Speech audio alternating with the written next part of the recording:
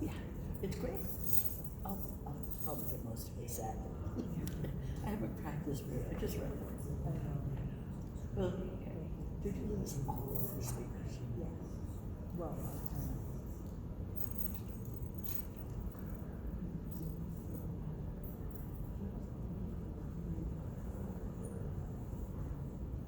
He would have killed you. Well, my client, the one I introduced you to, the California Best Cancer guys, the one who can't put cancer cancer in it.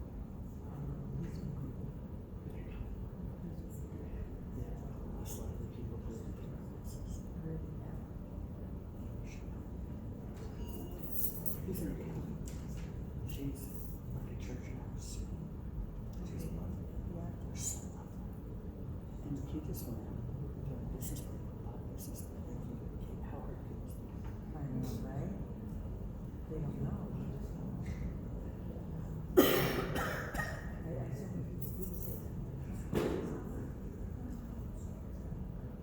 Go for it. Would you like me to have me gun down or later?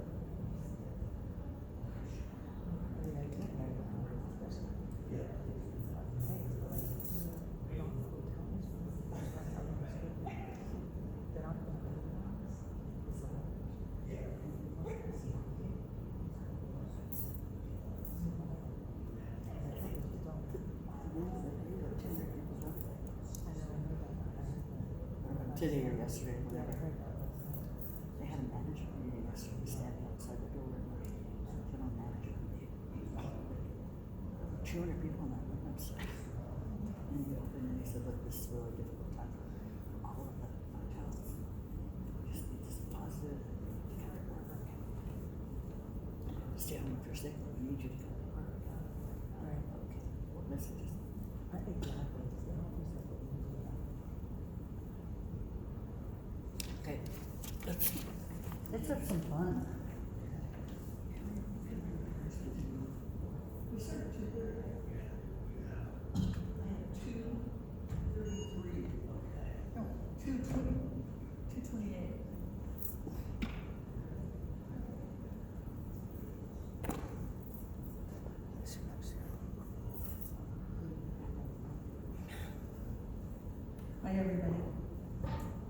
you hear me? Yay, good.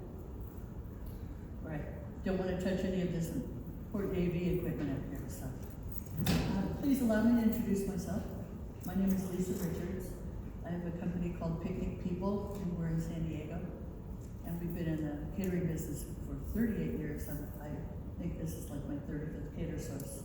I'm very honored today to have been asked to introduce this incredible team of speakers that are going to bring us into the world of third-party ordering and delivery services. So, as part of the introduction, oh, and another thing, just thank you all for being here, for having the courage to travel and to be here during these very complicated times. And it means a lot to the speakers who have been preparing for months to deliver this. So they thank you very much. Yeah. Okay, so back in the early 90s, there was a young entrepreneur who opened up a small deli in Boston's historic Beacon Hill, just steps away from the Massachusetts State House. His thinly sliced, slow-roasted turkey, sandwiches, and other specialty items were a quick draw from all the government employees, and his deli soon became one of the hottest lunch spots on the hill. One day, a 17-year-old Spitfire young woman walked in off of a help wanted sign in a window. And that very day, she began prepping sandwiches for deliveries. Together, these two became the engine behind the launch of a corporate catering division, and soon that wasn't enough. That wasn't enough for congressmen to simply fetch takeout sandwiches for themselves. It was booming into something much, much bigger. Though proactively marketing and outreaching of their signature dishes and their homemade specialty items, that the small deli rapidly grew into a powerhouse corporate catering division serving all of Boston's major law firms, universities, hospitals, and corporate offices. Now, 3 decades in, they have had 3 successful restaurants, 2 multi-million-dollar corporate catering divisions, and now they are considered the thought leaders in the industry. Working together included almost daily spirited debates about the best way to help their clients. The company, The Corporate Caterer, is one of the top recognizing consulting firms in North America, helping caterers and restaurateurs take their existing corporate catering divisions to the next level, or beginning one from the ground up.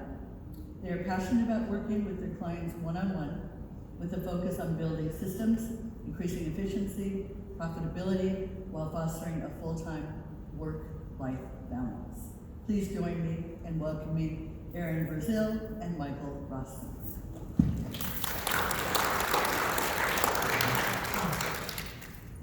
Okay, have some fun. Watch out for that. Okay. Can everybody hear me? I have to use this microphone because I don't have anything to flip my mic to. So I'll be walking around with this. Thank you for joining our session today. Before we get started, I'm going to tell you a little bit more about who we are. So Michael, in addition to his 3 decades in the catering battlefield, he's also the author of what I consider to be 3 amazing books. He's going to have a book signing today at 3:35 in case anybody leaves early, and I don't get to tell you that.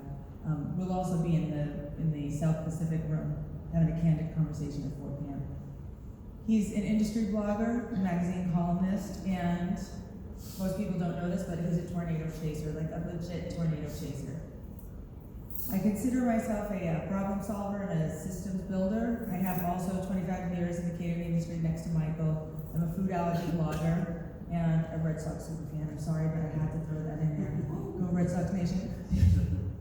So I'm going to turn this over to Michael now so he can start our session. Thank you, Aaron. Thank you, Lisa.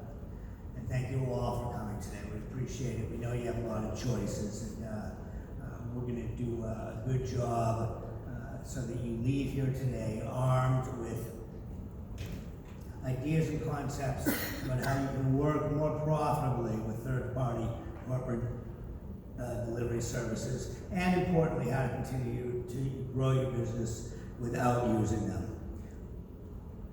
There were 2 caterers that walked into a bar. Okay, we're going to call them Jack and Joe. And they sat down, they ordered a round of drinks. Jack said to Joe, "Have you started using Easy Cater, Grubhub, Postmates, DoorDash. Jill said, I haven't. Tell me about it. Jack said, it's unbelievable. My business has doubled since I've been using them. I'm losing 15% on every order, but I'm making up for it in volume. And she looked at him and said, I don't quite understand that model. And he went on to say, and I can even pay them more commission to get up higher rankings in their search engines or get rewards points, and I will then be paying them 20%. I'll be losing 20% on every order, but again, making it up in volume. So, tongue in cheek, the issue with the third-party delivery portals, and I'd like to ask, just by a show of hands, who's using them right now? Almost everyone. And so that's good, because we advocate you using them to the best of your advantage. Who feels that you are making money with them? Show of hands. A few. Who feels you're not sure or you're potentially losing money with them? Okay, great, thank you. So, Service Management Group is a highly respected global customer service experience company. And what they do is they measure how consumer behavioral changes affect different industries. And Michelle Gantz is the president of this company. Third-party delivery services are arguably one of the greatest disruptors caterers and restaurateurs have encountered in the last 30 years. That's a mouthful. And the bottom line is that these places are here to stay. So we need to figure out a way how to peacefully coexist. How big is the industry? The big five that we consider, which are Easy Cater, Grubhub, Postmates, Caviar, Uber Eats, DoorDash, and there's 100 other third-party delivery services. In 2020, now, $47 billion with a B, billion-dollar-a-year industry. In 2022, less than 2 years from now, projected to be $76 billion. Wow. Big numbers. Big numbers. Let's go back and take a look at what life was like in the earlier days before catering.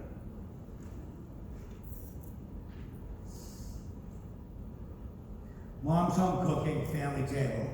You all do this every night, right? This is what it looks like. This is what your dinner table looks like every night right now, no problem. Maybe there's some super moms out there who I'm sure a handful are able to pull this off. But the 1950s is when public dining became more commonplace, and somewhat it was held out for special events, but this is when people started going out more. And then came the 70s, and women joined the workplace. And this changed really the business world for the better, and really turned things upside down. Women began working 20, 30, 40 hours a week. The Norman Rockwell dinners were not nearly as feasible. And bye-bye June Cleaver, and alternative means of feeding families and full-service events and corporate companies needed to come into existence. The 1990s, this is when really things took off. This is when we started in Boston. This is when the term corporate drop-off catering came into vogue. And our timing was good. Through hard work and luck, this began the boom, really, of what has become now You know, you get different numbers when you read different trade magazines or industries, but the numbers we go off and what catering publishes is that catering in itself is about a $70 billion a year industry. Corporate drop-off or off-premise is now almost 1/3 of that. So we knew, because we were in the financial district, in order to be able to make money, pay the bills, pay employees, pay ourselves, we needed to generate another revenue stream, and it was through the corporate drop-off catering. Eventually, after about 5 years, we shut down 2 restaurants, and we were doing just catering out of them. Welcome to the 21st century, and welcome, Erin, once again. Okay, here we have, this woman obviously needs some help ordering catering for her office. And what happened now is the technology companies came along and decided that what would be helpful is to streamline the process, create one invoice, one payment system, and so along comes Grubhub in 2004. Easy Cater followed shortly after in 2007, followed by Postmates, DoorDash, and Uber Eats. Now, the perception is that Easy Cater, a lot of people are working with Easy Cater, and the perception is that Easy Cater is the largest and the only one that's delivering for catering companies. That's actually not the case. So here you see DoorDash has an entire catering division.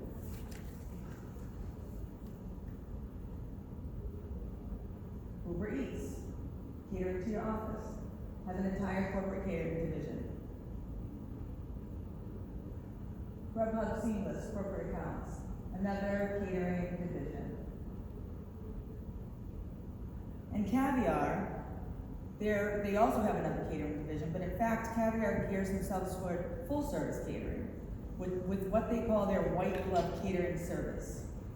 Now, a side note here, when I was doing all of this research, and I'm sure that everybody has this experience, I would be looking up these companies and researching all of these companies, and the next thing you know, my Facebook feed is filled with Grubhub catering and Caviar catering. So if you want to know anything about how to find these catering companies, you just do a quick Google search, and the next thing you know, you'll find it on your Facebook feed. One of the best parts of being a consultant is that we have the opportunity every day to work with restaurateurs and caterers, and we get to get a lot of feedback, and we learn what's working and what's not working. We did a survey. We conducted a nationwide survey with caterers and restaurateurs who partner with third-party portals. 467 of our members responded, and here's what they had to say. When we asked, do you use third-party delivery portals, 86% said yes. And that kind of goes with what reflects the room, how the room answered. How often do you use third-party portals? So 50% said daily, while 21% said 2 to 3 times a week. So now that's more than 70% that are using third-party portals more than a couple times a week at least. And only 12% said never, which is interesting. So when we said, which companies are you using? When we asked this question, Easy Cater comes up as number 1. But it's important to remember that our research also reflected that most caterers are unaware that the other third-party portals have catering divisions as well. So that number is likely to change. Now, what do caterers like most about working with third-party portals? So we put the top 3 up here. The broader exposure, which leads to new business, and the option for delivery. Now, most of these companies will pick up and deliver the food for you, which can kind of be a double-edged sword. You lose a little bit of control over the delivery that way. But some of the companies give you the option of just using their portal and then delivering the food for yourselves. Now, when we ask what the caterers like the least, I'm wondering if anybody can tell me what you like the least. Okay. Percentage? That's right. Anyone else feel percentage? The commissions. And if you don't know, the majority are paying about 15 to 30% but some of these companies are charging up to 42% commission. Wow. Delivery issues and brand disruptions was next. Who will be the delivery person? How will they be dressed? Will they be on time? Are they going to set up the way that you set up? Or is your brand going to be damaged? And less direct contact with the clients was number 3. Is your business more profitable while using third-party portals? Michael addressed this in the beginning of the session. Almost 50% said no, it's not more profitable, while another 19% aren't sure. So now we have about 70% who are either losing money or aren't sure if they're even making money. This is the elephant in the room. This is why we're here today. We went on to ask, are you interested in expanding your business without third-party portals? An overwhelming number of respondents said yes, 90%. And so then we asked, are you interested in joining a consortium of caterers learning how to grow your business independently, meaning without these third-party portals? And again, overwhelmingly, 85% said yes. If you are, we put out some cards on the chair, on the seats. If you are among those who are interested in joining that consortium, we have some more information for you in the following weeks. We'll send out some more details. You can text your email, your website, your name to that number right here. And I'm going to turn this back over to Michael for him to go over some tips and strategies. I'm going to give everybody a moment to do that if they want to do it. Thank you.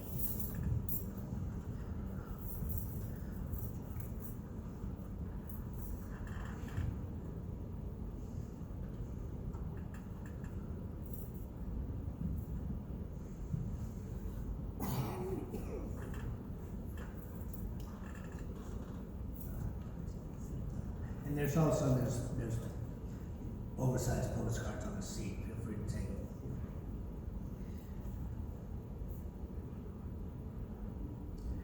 So, the reality is that these third-party portals are here to stay. And so we as caterers, restaurateurs, food service providers need to figure out a way how to deal with them and incorporate them into our business. You know, when we talk to a client, we take on a catering client for the first time in our initial conversation. The first question we ask is, are you making money? And we did a survey. We do them annually. The last survey we did was for about 500, almost 600 people. 40%, I'm going to round it up, 40% said they were making money. And then the other was pretty much an equal distribution, 20%, 20%, 20%, breaking even, losing money, or they didn't know. So, the next question was, of the 40% who said, who we talked to, said they're making money, say, are you paying yourself a weekly salary? Half said no. Okay, that drops that number down because your model needs to be that you're paying yourself a weekly salary too. If you're including that in your bottom line profit, that is not profit. That should be going to paying and the owners, operators, investors. It's important one day when you want to sell your business or pass on to another generation, you need a clean set of books showing that you're paying yourself. So the long and the short of it is that it's just very important that we focus on making money. We work too hard, like I said. We work too hard for too little profit, or a lot of our clients do. We're trying to reverse that trend. What's most important to the client, the end user? Another survey question. On-time delivery. Now, this was overwhelming, and this was interesting. I mean, this came before quality of food, before presentation. On-time delivery. That admin who orders that food, she doesn't want, he or she does not want to hear it from her boss. where is the food? Now, 1 in 4, 25% of the respondents said 25% of the time the order from the third-party delivery portal is late. Next was order accuracy. Again, 25% said that, 1 in 4 deliveries, there was a problem with the accuracy of the order. And what it usually included was, what they defined that was as something was missing from the order. Something was missing from the order. So this goes again, it's great that these services will provide delivery. It's going to save you on labor, it's going to save you on cost, you may not need another delivery vehicle. But again, once it leaves your facility, you've lost control over what happens. Accommodating diet preferences and restrictions, number 3. And finally, quality of food was actually 4th. We all know it's important, right? Food needs to be good. But a case could be made for a turkey sandwich is a turkey sandwich is a turkey sandwich. Although we all like to think that we can produce the best and do something different to jazz it up, and we encourage you to do that. But remember, on-time delivery is number 1.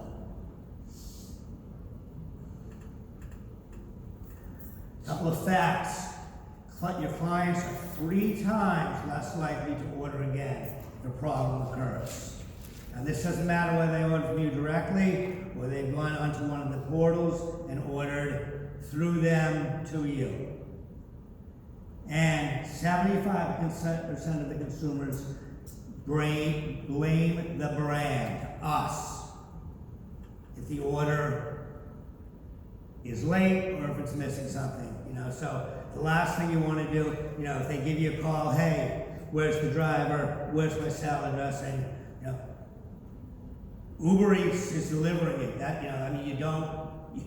You don't want to put yourself in that position, but you really do. So, I encourage you very strongly, if you are using these places for delivery, there needs to be a checker in your outfit who is making sure that order is 100% perfect. Do not count on the drivers coming from whether Uber Eats, Postmates. We're not here to advocate or discriminate or badmouth any of them in particular.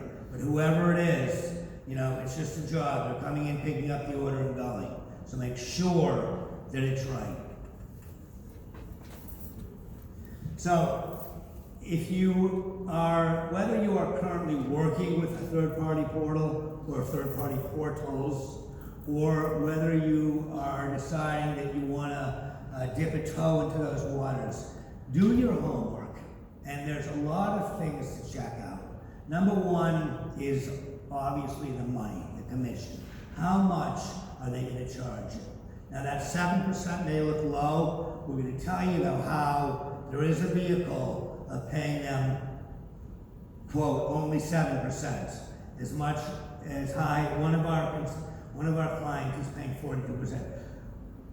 There is a way of making money on that. We'll talk about that as well. And just to bear in mind, these numbers reflect, these are between 2 and 3% for credit card processing fees.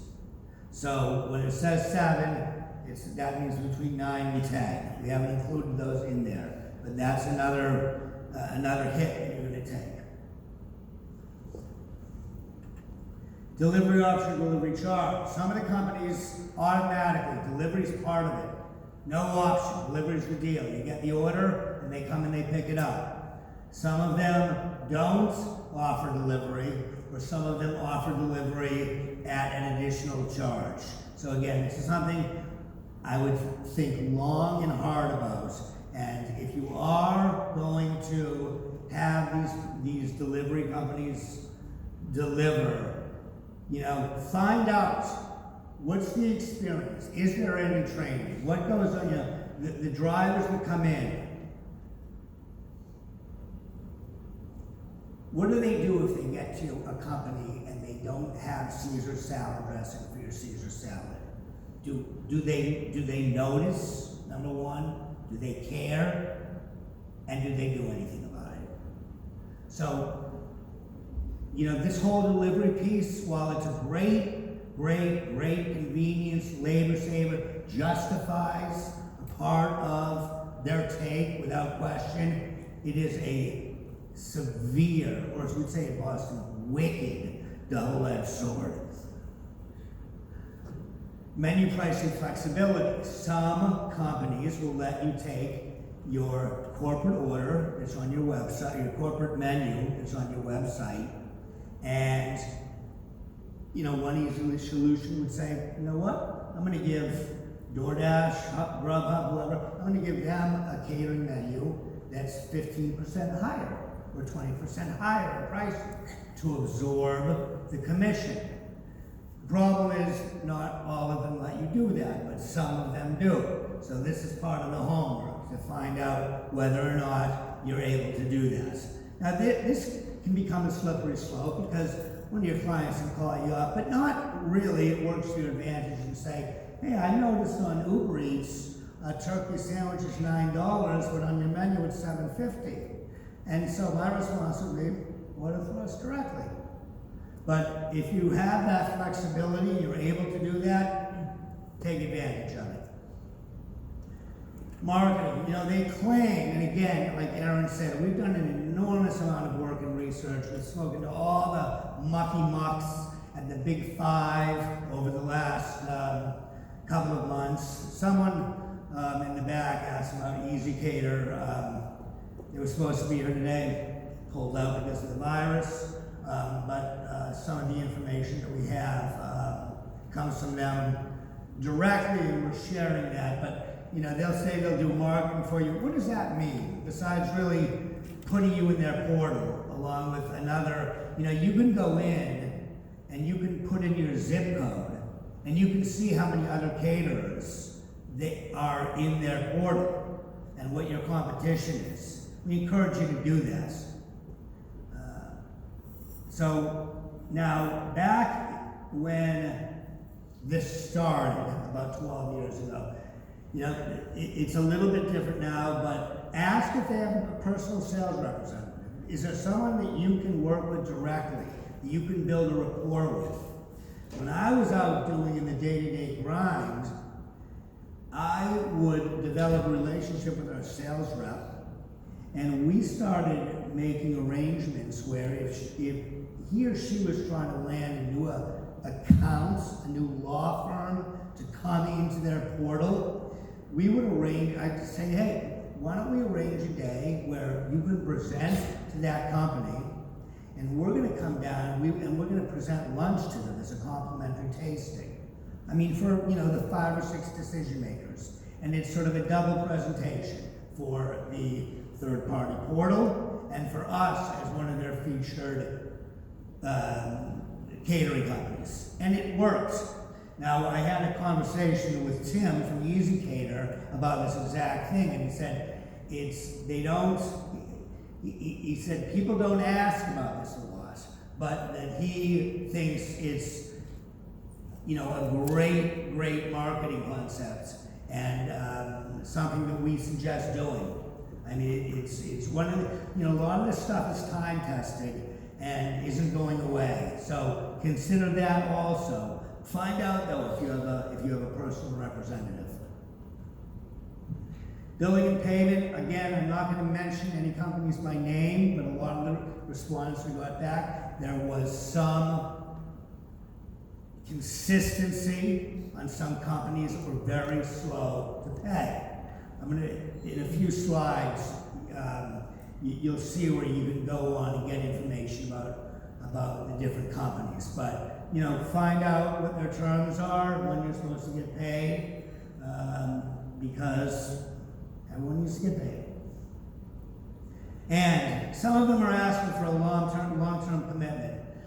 Be very careful about this. It's like, you know, if AT&T wants a 5-year contract with that, no. Way too many changes can happen, right? So a lot of things in life are negotiable. And just because they say, well, you know, our our deal is that we ask you to sign up for a year. Say, look, we're just dipping our toes into these waters. We're not prepared to make that commitment. We'll start out with 3 months. Some companies may say, and we ask you to only use us and no others. Wouldn't agree to it. You know, I mean, again, you may have different reps in different parts of the country who may have different policies, but they want your business. So stand firm, decide what it is you're willing to do and willing not to do. And if they are asking for some type of commitment, short-term commitments, and ability for you to use whoever you want.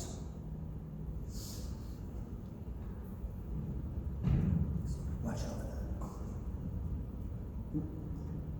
that. Okay, so, if people want to take pictures of this. Trustpilot, SiteJabber, and Facebook. These are sites, Facebook, we all know that Trustpilot and SiteJabber are sites you can go on that will give real consumer feedback about the third-party portals. They'll talk about who's slow to pay. They'll talk about if they're having, you know, who's delivering well. They'll talk about who's delivering not well. So those are some important sites to check out.